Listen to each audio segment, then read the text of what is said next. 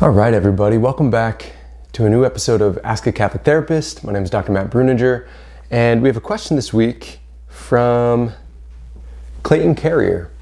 So here's Clayton's question. He says, my question centers around CBT. What is CBT? Does it work? Why does it work? And how does it work? Bonus question, if you're familiar with how you'd respond to Alistair McIntyre's critique of the therapist character in After Virtue.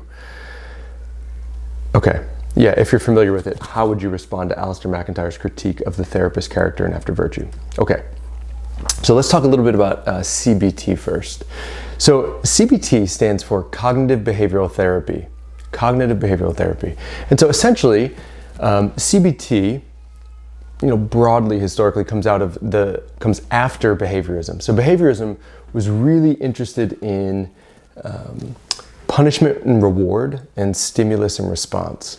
So the behaviorists basically wanted to focus only on things you could measure, measurable behaviors. Part of the reason for this is the behaviorists are responding to some of the psychodynamic and psychoanalytic practitioners, Freud and Jung, and they thought that their approach wasn't very scientific. They thought that it didn't lend itself to being taken seriously as a science, right? A psychological science. So the behaviorists wanted to focus on only what you could measure. And they said this was behaviors. Well, following behaviorism, some of the cognitivists recognize that how we think is important. What we actually think, our beliefs, our ideas actually matter. And so cognitive behavioral therapy is essentially sort of a appreciation of our thoughts, our ideas, our beliefs, our cognitions. It's a recognition of the importance of our cognitions to our behavioral reactions, our emotional responses, and our physiological reactions. That what we think, what we believe, influences our feelings, our behaviors, and our physiological responses. And so CBT is a therapy that, if I had to say, look at the next part of the question, does CBT work? Yes, it works. So CBT has been compared to a number of other therapies. And again, if you've watched some of my previous videos, essentially all therapies, all the mainstream therapies are about equally effective for treating most disorders. And so CBT works. It's actually probably the most popular therapy that's taught in graduate programs. And I think the reason for that is it's a pretty fairly straightforward model, and it's pretty easy to pick up the skills that a CBT therapist would use. So it's commonly used, it's widely taught in doctoral programs, and it's also one of the easier therapies to perform research on. The constructs are pretty clear and they're pretty easily measured. And so, yes, CBT works. It's about as effective as all the other therapies for most of the problems we're talking about: anxiety, depression, social anxiety, panic disorder, post-traumatic stress disorder, etc. So yes, it works. Now, why does it work? So here's what's interesting about CBT. CBT works off of the cognitive model. And here's what the cognitive model, I'm going to combine sort of why and how it works together here. The cognitive model essentially says, and you can use the sort of the image of ABC here. I'm going to call this the ABC cognitive model.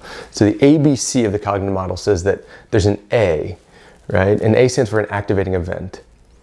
Most of us experience life as there's an activating event, and then we have what the model calls C, a consequence. It's either emotional, behavioral, or physiological, right? I feel a feeling, I react some way, or I have some sort of a physiological arousal. My heart starts racing, my palms get sweaty, etc.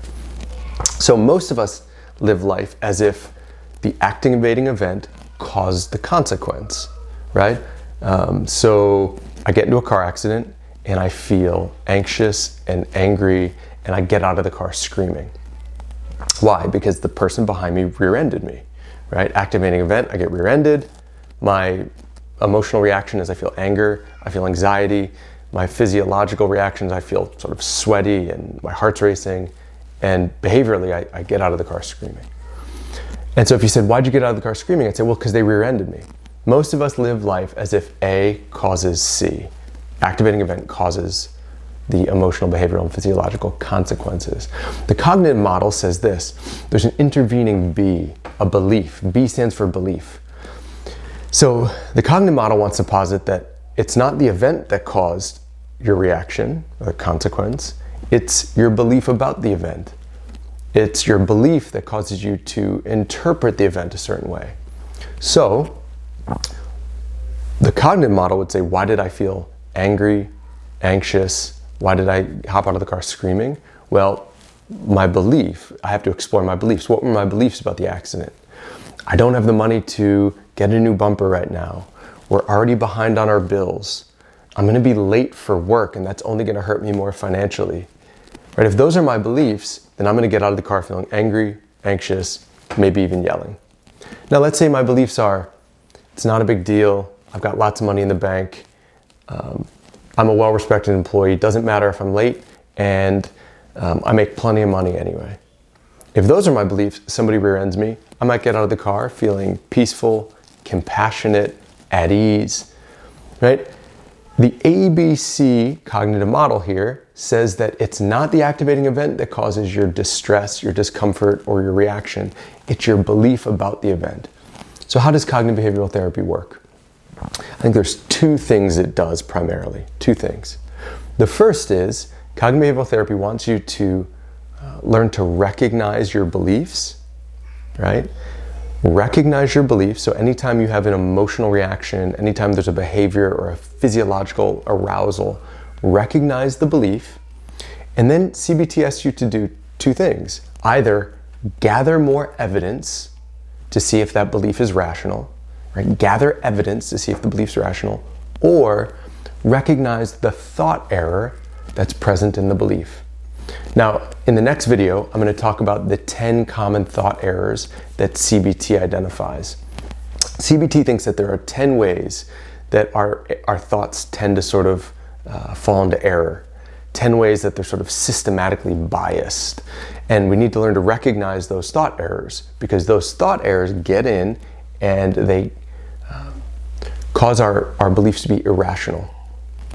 And if our beliefs are irrational, then our responses will not be responses that make sense. So as a caveat here, what does CBT mean by irrational?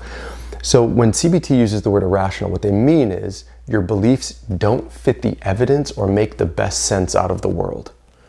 So rational beliefs for CBT mean that your beliefs don't fit the evidence or they don't make the best sense out of the world.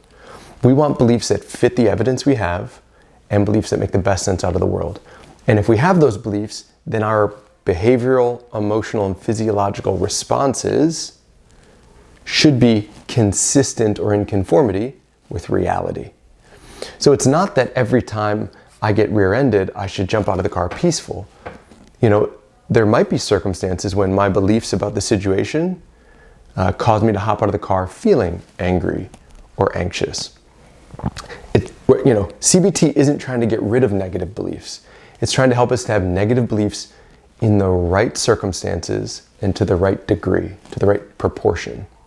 We want our reactions to be proportionate to reality. And so by learning to recognize the thought errors that pervade our thinking, we can reduce those thought errors, we can identify where they're causing problems, and we can adopt more rational beliefs. So the two things CBT asks you to do is gather new evidence or gather more evidence to determine whether or not your belief is realistic and rational, and then identify thought errors. So if you're doing CBT as a CBT therapist, a large portion of your work is trying to recognize reactions, recognize behaviors, and ask the client to stop, slow down, identify the belief, and then to challenge that belief. Find the thought error. Is it rational? Is it realistic? Gather more evidence or recognize the thought error in it. I will say CBT also notes sort of three levels of belief. Automatic beliefs, intermediate beliefs, and then core beliefs. Automatic beliefs are those sort of fast, lightning quick beliefs that sometimes we don't even catch. They are oftentimes responsible for our quick feelings, our quick behaviors and responses. Imagine they're like the buoy on the surface of the ocean, Right? They're the buoy. It's what we sort of, they're closer to the surface. Intermediate beliefs give rise to automatic beliefs, and intermediate beliefs tend to be sort of rule-based. If I do this, then this will happen. If I am a good father, my spouse will always be happy with me. If I never make any mistakes, my employer won't ever find reason to be upset with me. You know, they're sort of rule-based at the intermediate belief level. And then finally we have core beliefs. Core beliefs give rise to intermediate beliefs. And our core beliefs tend to be, 3 or 4 word, very short beliefs, usually around your lovability, your helplessness, your value. So it's like, I'm not lovable, I'm not good enough, I can't do this, right? Core beliefs are sort of fundamental beliefs, very short, very deep. And what we want to do in CBT is we want to help you learn to identify your automatic thoughts that are causing problems in the day-to-day, learn to recognize them, challenge them, and make them more rational through disputing them and through recognizing the thought errors. But then we'd like to peel away those automatic beliefs and get down ultimately into the core belief. What is that deep, pervading core belief about yourself? We want to challenge it. We want to look for evidence for and against it, right? What evidence you have that's true. And we want to give the person experiences that are contrary to the core belief. So CBT, the behavioral portion of CBT is sometimes we can change beliefs just through challenging them cognitively, right? But like recognizing the thought error and saying, oh, I was messing up there, here's a more rational belief.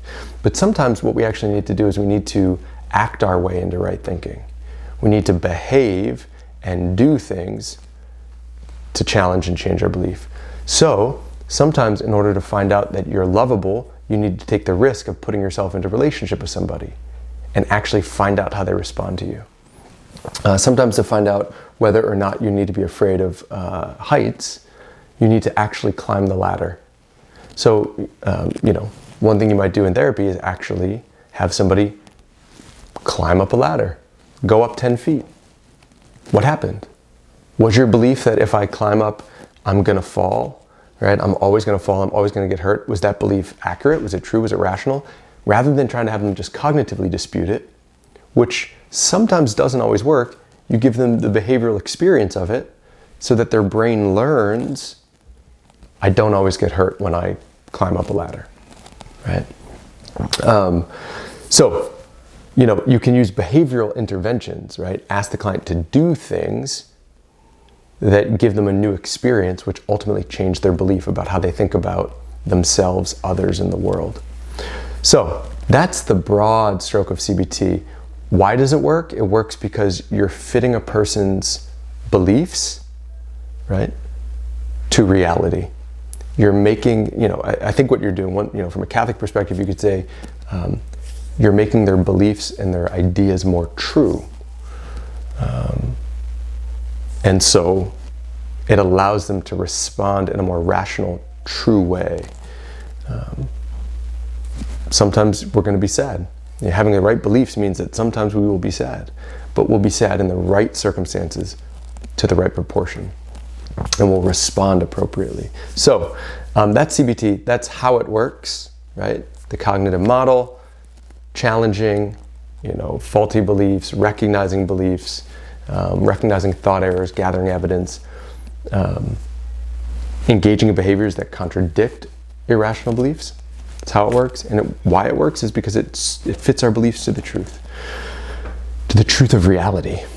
So I hope that helps. That final part of the question, confession, I have After Virtue on my shelf, not on this shelf, on my other shelf.